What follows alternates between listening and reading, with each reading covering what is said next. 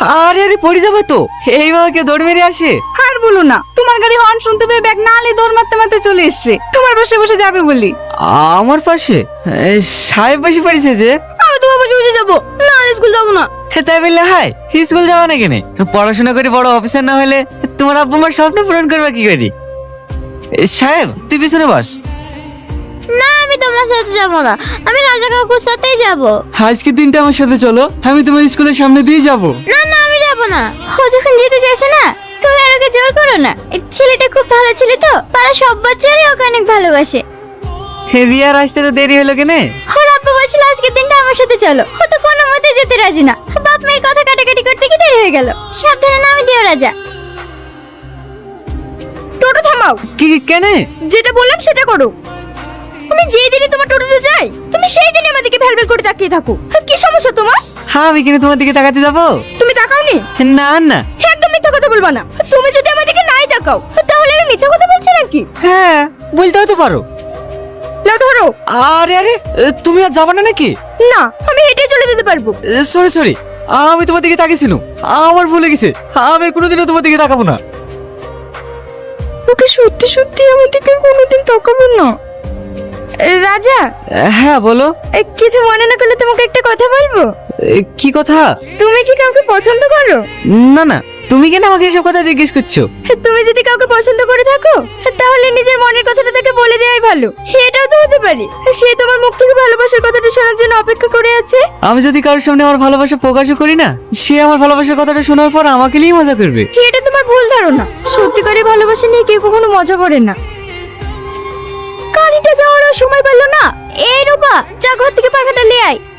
কদিন পরে তো গাড়ি কিস্তি লাগবে, ভাড়াটা ঠিক মতো হয় তো?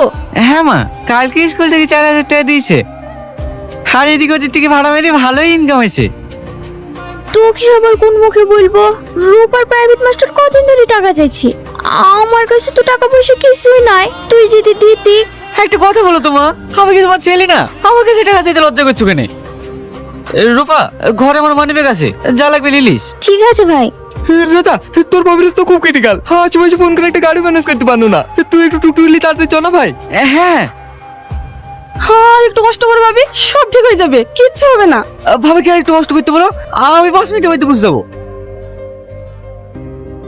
মন খারাপ করো না ভাই, সব ঠিক হয়ে যাবে। আমি বাইরে বসছি, কোনো সমস্যা হলে আমাকে ডাকবা। রাজা, বলতে কেমন লাগছে, তোর কাছে কিছু টাকা হবে? আমার কাছে 1,000-2 মতোই আছে। কমনে কত খরচ হবে? তুই যদি কিছু দিতি, আমার কলে উঠলে তো টাকা দিয়ে দেবো। টাকা?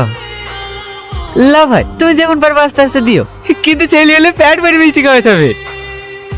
মানুষের উপকার করা কি খারাপ নাকি? কালকে বাদে তো 6,000 টাকা কিস্তি লাগবে। তুই যে টাকাগুলো ওকে দিয়ে চলে আসলি, এবার কিস্তি কি করে দিবি তুই? হলে তুমি চিন্তা করো না মা, আমি ঠিক টাকা ম্যানেজ করে ফেলবো। বলি দিলে ম্যানেজ করে ফেলবি, কতগুলো টাকা কালকে বাদে তুই কোথায় পাবি? মা, স্যার আজকেও টাকার কথা বলছিল। হলে তুই চিন্তা করিস নি, তুই মাসটাকে বলে দিস, আমি সব টাকা দিয়ে দেবো। তুই তো ভালো করেই জানিস তোর আব্বা মরে যাওয়ার পর থেকে আমি তোদের 2 ভাই বোনকে খেয়ে না খেয়ে মানুষ করেছি, কারণ একটাও ব্যাকা কথা শুনতে দিইনি। কাল সকালে আমার কানে দুটো লেগে সুমন্তের দোকানে বন্দুক দিয়ে 10,000 টাকা নিয়ে আসিস। না না মা, তোমাকে কানে বন্দুক দিতে হবে না, আমি ঠিক টাকা ম্যানেজ করে ফেলবো। আজ তুই যাদের লিখে এত কিছু করছি, দেখবি তোর বিপদের সময় তুই একটা মানুষকে পাশে পাবি না। কিরে রাজা, তুই আজকে টোটো স্ট্যান্ডে? আজ রবিবার না চাচা, স্কুল বন্ধ যে। স্কুল বন্ধ থাকলে তো আমি এদিক ওদিক ভাড়া মেরে বেড়াই। ভালো ভালো, বাড়ির সবাই ভালো?